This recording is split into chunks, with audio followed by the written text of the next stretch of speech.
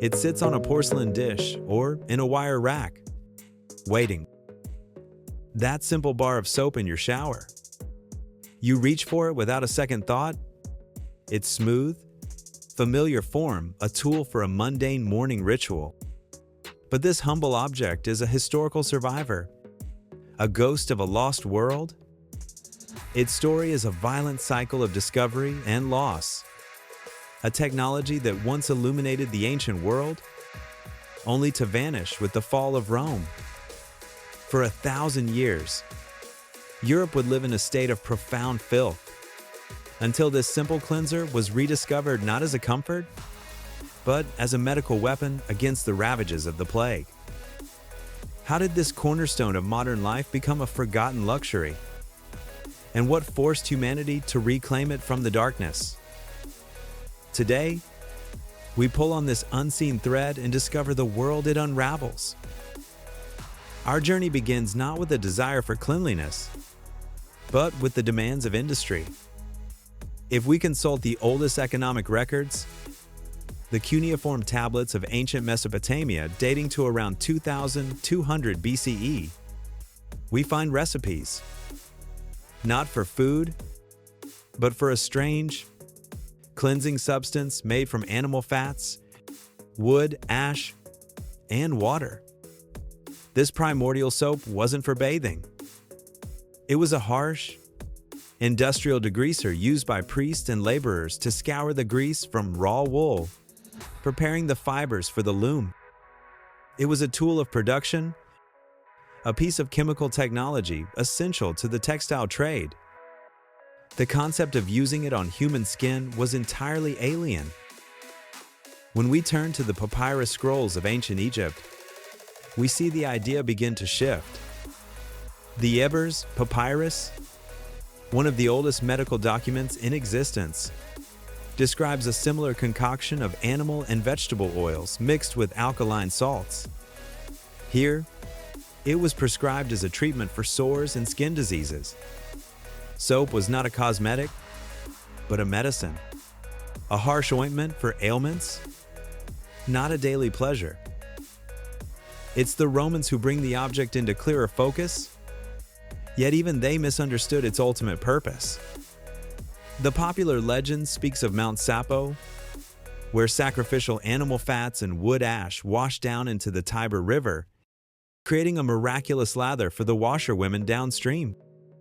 While a compelling story, historical evidence, meticulously documented by Pliny the Elder in his Naturalis Historia, points elsewhere. He describes Sapo as an invention of the Gauls, a pomade made from tallow and ash used to dye their hair a terrifying shade of red. To the impeccably clean Romans, with their magnificent public baths, this was an exotic curiosity. They themselves cleansed with perfumed oils and a curved metal scraper called a strigil. Soap was a barbarian cosmetic. Yet, over centuries of cultural exchange, something changed. As the Roman Empire expanded, so did its understanding. The utility of this Gallic paste for cleaning more than just hair slowly dawned on the Roman elite. The painstaking process of boiling lye and fat made soap making a specialized, almost alchemical craft. Its rarity and the difficulty of its production transformed it into a luxury good, a marker of wealth and status found only in the villas of the powerful. Archaeological findings of soap-making facilities are incredibly rare, underscoring its limited circulation among the highest social strata. It had become a symbol of a refined, sophisticated world. But that world was about to burn. With the collapse of the Western Roman Empire in the 5th century, the intricate web of trade, knowledge, and infrastructure that supported such luxuries simply disintegrated. The aqueducts that fed the great baths ran dry. The craft guilds that held the secret knowledge of soap making scattered. And the object itself, once a rare treasure, faded from memory. It didn't just become scarce. The very concept of regular, soap-assisted bathing was lost to the European continent, an intellectual casualty of the fall of civilization. The hero of our story had been cast into a dark and forgotten exile. For the next 1,000 years, Europe sank into a state of profound filth. The meticulous hygiene of the Roman world became a distant, almost mythological memory. As we sift through medieval chronicles and early medical treatises, a picture emerges of a society where water itself was often suspect, and bathing was seen as a decadent, even dangerous act that opened the pores to disease. Prevailing medical doctrine, rooted in the ancient Greek theory of the four humors, taught that illness arose from internal imbalances or from miasmas, poisonous vapors or bad air rising from swamps and decay. Dirt was a simple fact of life, not a vector for death. In this world, our hero, soap, was not just forgotten. Its very purpose was rendered meaningless by the scientific ignorance of the age. This millennium of grime reached its terrifying apex in the mid-14th century. The Black Death swept across the continent, an invisible sight that wiped out as much as half of Europe's population.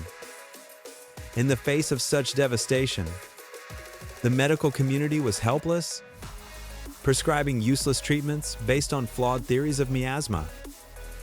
No one drew a line between the ubiquitous filth and the rampant plague.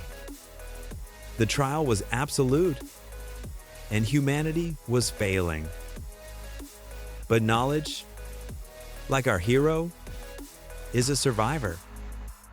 While Europe languished, the craft of soap making had been preserved and perfected in the Islamic world. In cities like Aleppo and Baghdad, artisans developed advanced techniques, creating high-quality hard soaps using olive oil and aromatic herbs.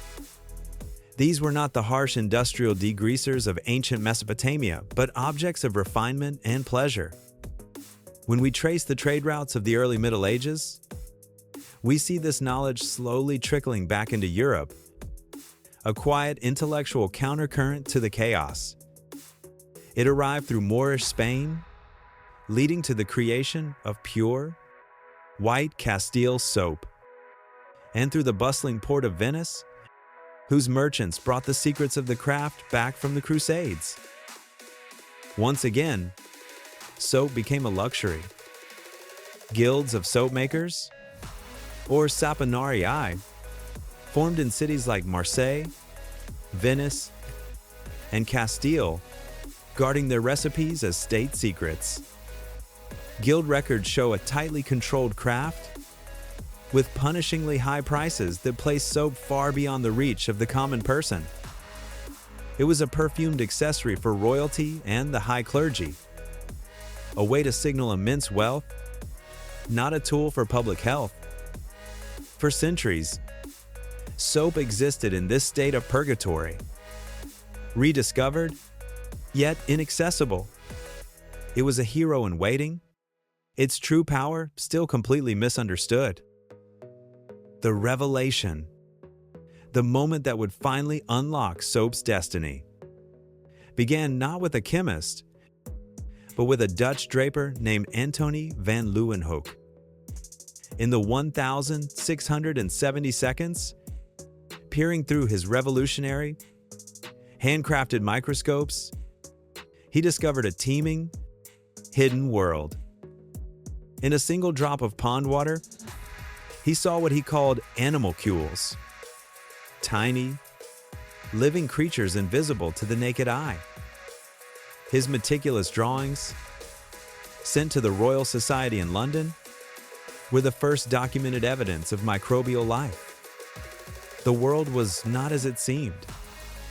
It was inhabited by an unseen realm of organisms, a concept that would lie dormant for nearly 2 centuries before its earth-shattering implications were understood.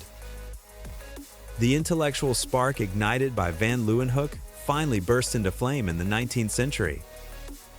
In a Vienna hospital in the 1,840 seconds, A Hungarian doctor named Ignaz Semmelweis was haunted by the high mortality rates from puerperal fever in his maternity ward. He observed a grim pattern. Women treated by doctors who had just come from performing autopsies were far more likely to die. He theorized that cadaverous particles were being transferred from the dead to the living. His solution was radical and simple. He mandated that all doctors wash their hands in a chlorinated lime solution. The death rate plummeted. It was a staggering victory, yet the medical establishment rejected him. They were insulted by the implication that their hands were unclean.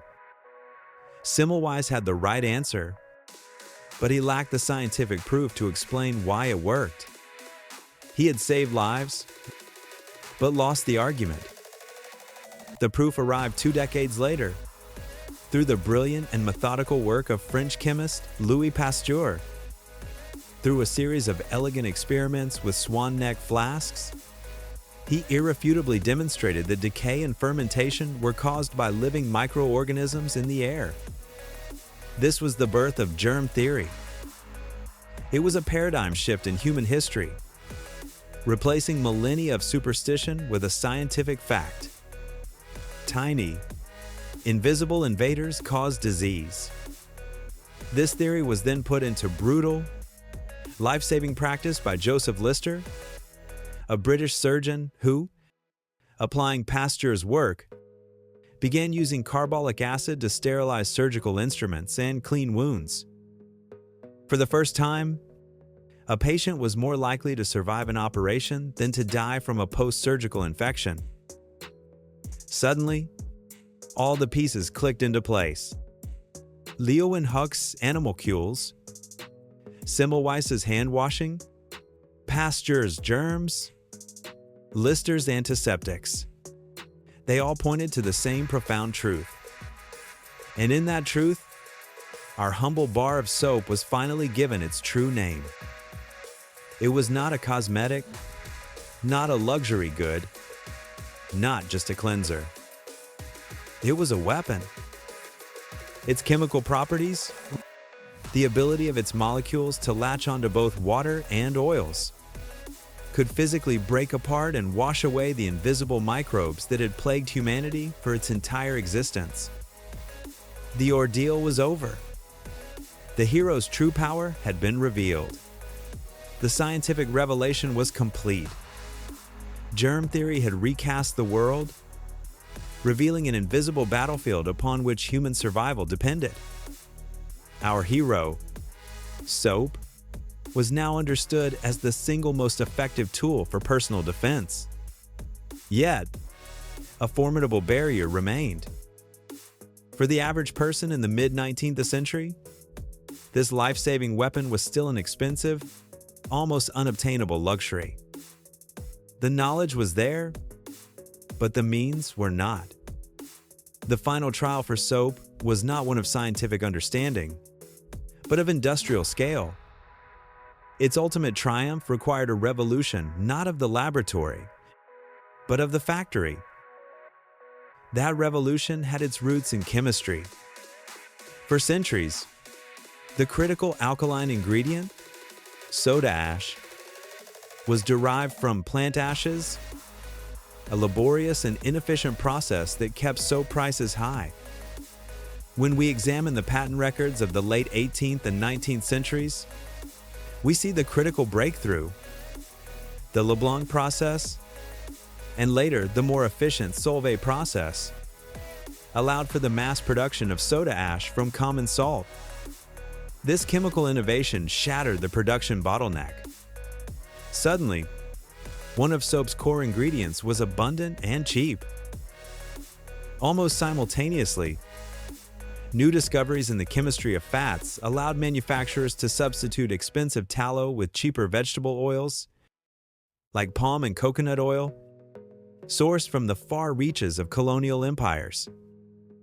The confluence of these innovations, powered by the steam engines of the Industrial Revolution, transformed soap making from a small-scale craft into a titanic industry. Factories, like William Lever's Port Sunlight in the UK or the Procter & Gamble works in the United States, began churning out millions of identical bars of soap at a price the working class could finally afford. With mass production came the need for mass persuasion. This was the dawn of modern advertising. Pioneering brands used a potent new visual language to sell not just a product, but an idea. We can see in the archival advertisements from this period a deliberate effort to link their soap to new social ideals of purity, domesticity, and even moral virtue. Pear's soap famously associated its transparent bars with cleanliness and social aspiration, while Ivory soap built an empire on the simple, powerful promise of being 99 and 44 divided by 100% pure. Soap was no longer just a tool. It was an emblem of civilization, a marker of one's place in the modern world. This cultural shift was amplified by the great public health crusades of the late 19th and early 20th centuries. As cities swelled, reformers and sanitarians recognized that the health of the public was a matter of state security. They campaigned tirelessly for sanitation systems, clean water, and personal hygiene. In this fight, cheap, plentiful soap was their indispensable ally. Public schools began teaching hand washing, and visiting nurses brought bars of soap into impoverished homes, evangelizing the gospel of cleanliness. Within a few short decades, the act of daily washing with soap transformed from a rare luxury into a fundamental civic duty, the bedrock of a healthy, modern society. The hero had returned, not just to the homes of the elite, but to the hands of everyone. So the next time you stand in your shower and reach for that simple, unassuming bar, pause for a moment. You are holding more than just a cleanser. You hold the industrial ingenuity of Mesopotamia, the lost luxury of Rome, the scientific brilliance of Pasteur, and the quiet triumph of public health that has saved more lives than any medicine in history. That humble object is the final chapter in an epic journey, a vessel of unseen history that connects your daily ritual to the very story of civilization.